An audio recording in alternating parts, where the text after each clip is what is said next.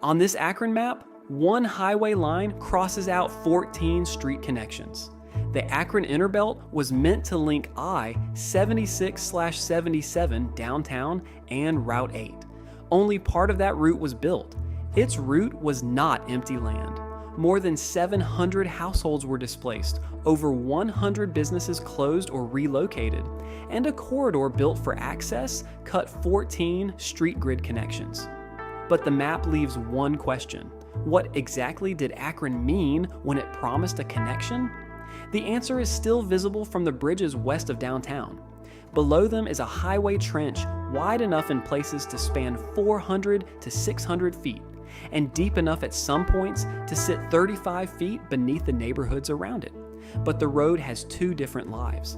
South of Exchange Street, traffic still follows the Innerbelt toward I-76 and I-77. Farther north, a mile-long section has been decommissioned. Its old roadbed occupies land once cleared for movement, now awaiting action under the city's published plan. Akron calls the present effort Reconnecting Our Community. That name is not incidental. To understand why a city would use it, we have to read the road backward, from the divided corridor to the promise on paper, to the streets and businesses that occupied the line before the highway did. The paper promise was direct. In 1963, the Akron Planning Department promoted an Innerbelt that would connect I-76 and I-77 with Route 8 through downtown. The stated goals were economic growth, less congestion, and easier automobile access from the suburbs to downtown employment. Those were recognizable problems in an industrial city built around movement. Downtown businesses wanted customers. Employers wanted workers to arrive. Drivers wanted relief from crowded streets. Across the United States, limited access highways were being presented as the modern answer to all three. It is easy now to treat that reasoning as a cover story because we know what followed. The documents in this case do not justify that shortcut. They establish the public rationale. They do not establish the private motive of every official who supported it. The fair test is harder. Take the promise seriously, then examine the inhabited ground it required. Before that ground became a corridor, Hamel Calhoun Jr. knew one piece of it as his father's record shop on Wooster Avenue. He later recalled that he had shined shoes there from the age of 8. When he was older, he was trusted to open Calhoun Record Shop on Sunday mornings. Pastors, churchgoers, and other residents came through. They could have shoes shined, look for gospel, soul, funk, or blues records, and stay for neighborhood conversation. A boy grows into responsibility. The shop opens on Sunday. People arrive for more than one reason.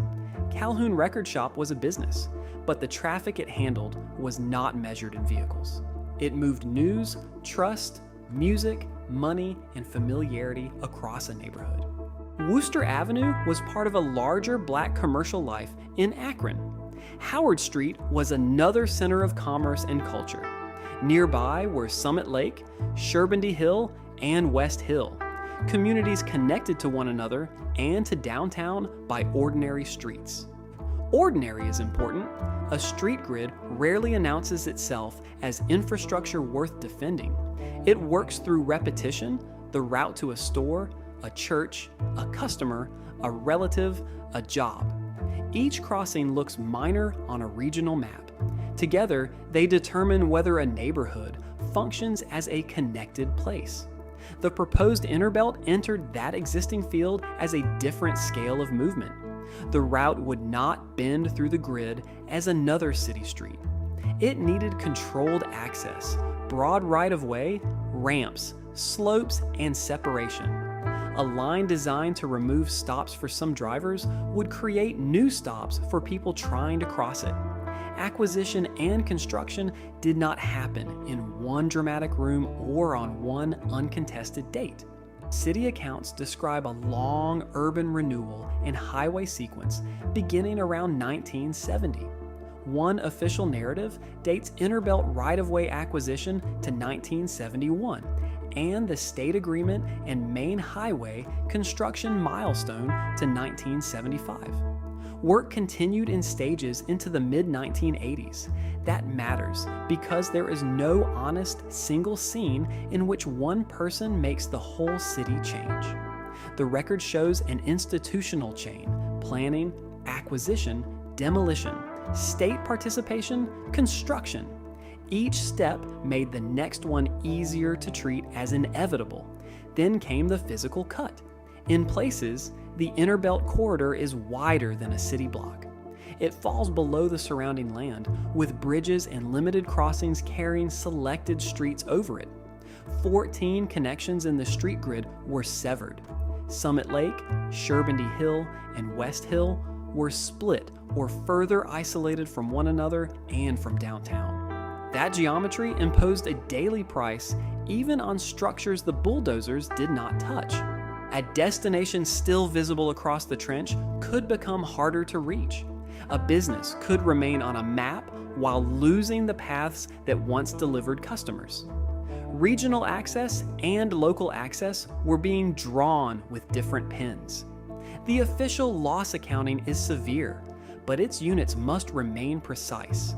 Approximately 740 housing units were acquired through eminent domain and demolished.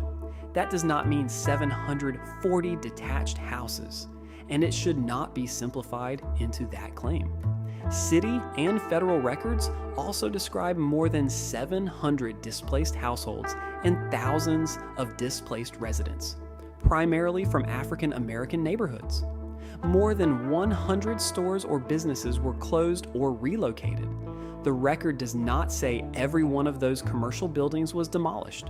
Closed or relocated is exact enough, and the difference does not make the loss abstract. A relocated business may lose the customer network that made its location valuable. A closed one does not return merely because its former address survives in a directory.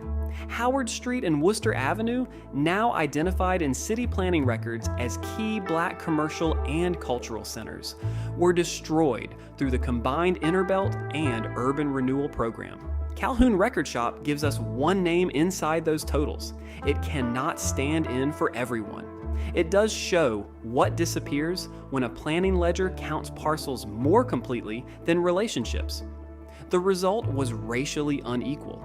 The surviving record does not, however, prove that one named planner or mayor chose the alignment from racist or retaliatory intent.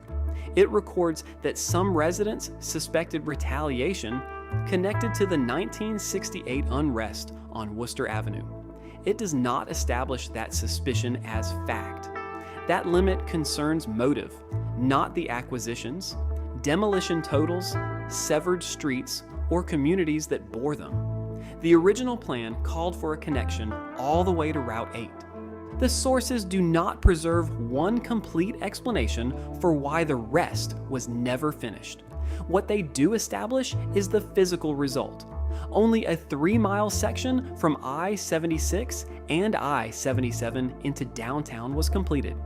The city later contrasted a design capacity of 120,000 vehicles per day with traffic of roughly 18,000 per day in a later period. Those numbers are not an original forecast beside a current 2026 count. One is design capacity, the other is a later historical traffic figure. Even with that qualification, the distance between them mattered. Akron's rubber employment and population had declined. The road had been built for a scale of use the later city did not produce. By 1999, Akron was proposing removal of the mile closest to downtown. The idea was to reconnect downtown with the west side and reuse land occupied by an underused piece of highway. But proposing removal and removing traffic are not the same event. Work to reroute vehicles onto Dart and Rand began in 2016.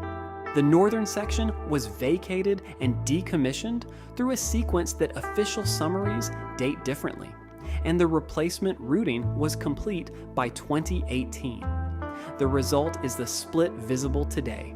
an empty northern roadbed, and a southern section that remains operational. Hold those two images together. On one side, vehicles still use the Innerbelt to travel between the interstate system and downtown. On the other, the old roadbed sits in the trench, beneath bridges and beside streets that still carry the shape of the highway. Calling the entire road abandoned would be false. Calling it simply successful would ignore what had to be removed and how much of the promised network was never built. This is where the map changes the verdict. The easiest version of the Akron story is that a city destroyed a community for a connection that failed.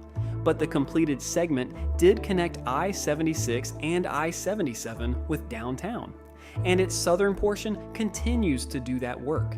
The uncomfortable fact is not that the promise produced nothing.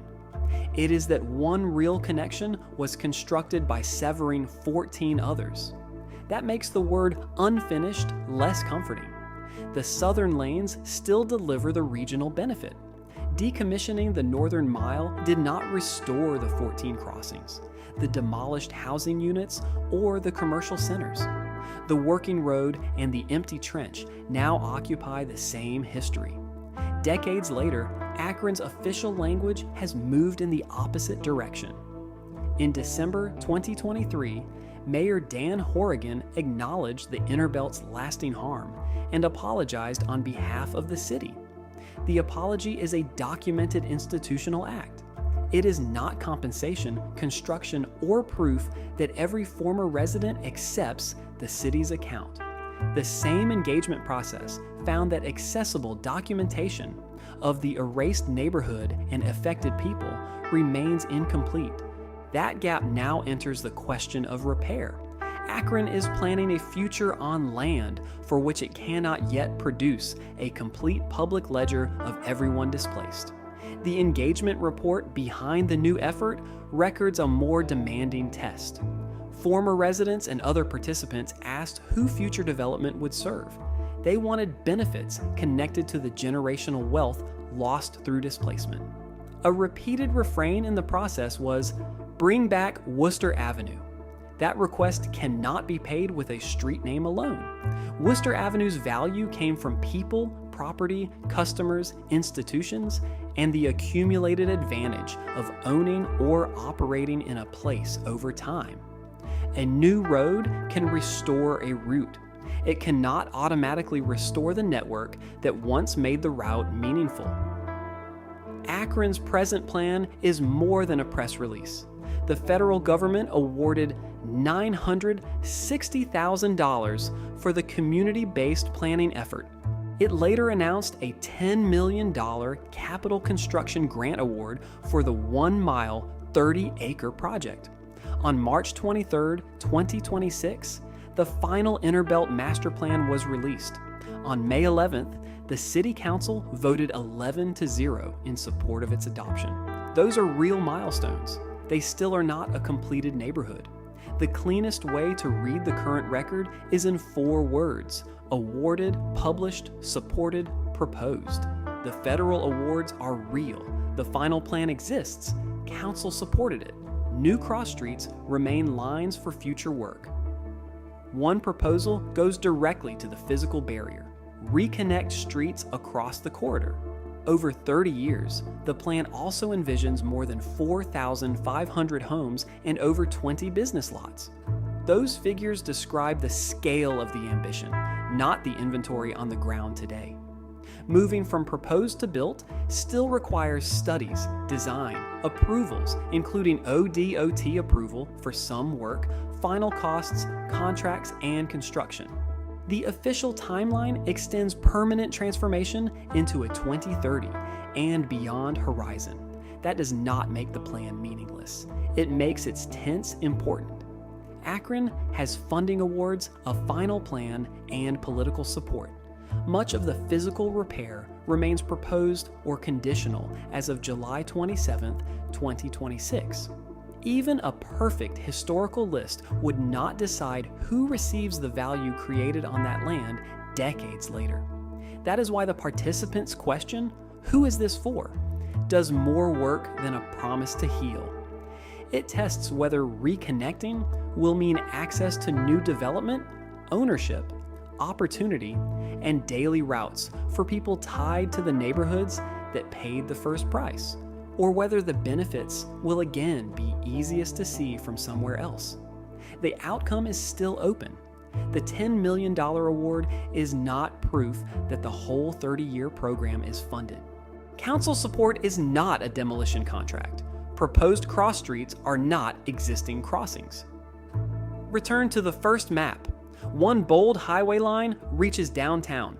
14 smaller connections disappear beneath it. On the 2026 plan pages, new cross streets extend across the corridor again, still drawn in the future tense. Below those lines, the trench remains.